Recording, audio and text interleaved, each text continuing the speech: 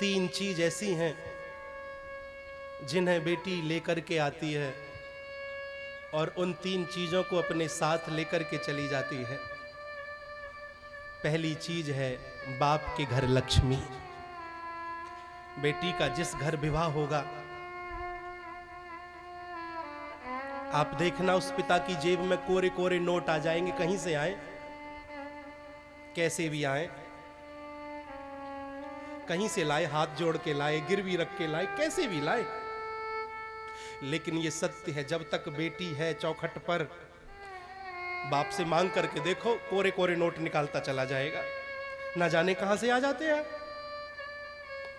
और बेटी विदा हो जाए, वही बाप फिर टेंट वाले के, हलवाई के आगे हाथ जोड़ता रहता, भैया कुछ दिन बाद मिलना, अभी कुछ फुर्सत में आना।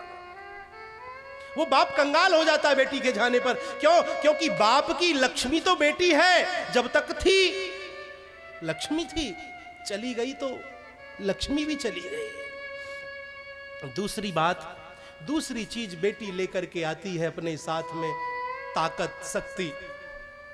जिस घर बेटी का विवाह हो, उस बाप में अलग ही ताकत आ जाती है, दौड़ने की, भागने की। इधर जाएगा, उधर जाएगा, 100 इंतजाम करेगा। बीपी शुगर भी है, दवा तक लेना भूल जाता है। पत्नी पीछे लगी रहती है, अरे दवा ले लो, अरे मैं ठीक हूं, चिंता मत कर, महीने हो जाएंगे। और लेकिन जब बेटी चली जाए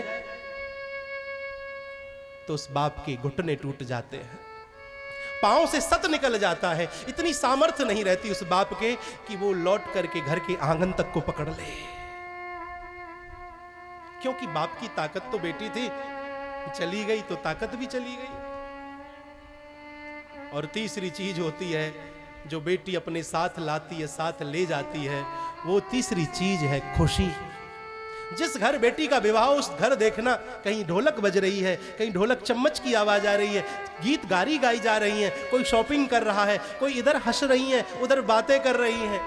हरा भरा घर लगता है, इतना सुंदर आंगन लगता है कि जिसका कहना ही क्या। बेटे के विवाह में ऐसा आंगन नहीं लगता जितना आंगन अच्छा बेटी के विवाह में लगता है, खुशियां ही खुशियां लगती हैं। लेकिन वह बेटी जब बाप के आंगन को छोड़ करके चली जाती है तो महाराज वह आंगन सूना हो जाता है। क्यों? क्योंकि बेटियां खुशी होती हैं, जब तक बाप के पास हैं खुशहाल रखती हैं, और जब चली जाती हैं तो साथ में खुशियों को लेकर के। आपने कभी देखा हो जब बेटी विदा हो जाए, आंगन कितना खाने को दौड़ता है, और सबसे ज्यादा आंगन बाप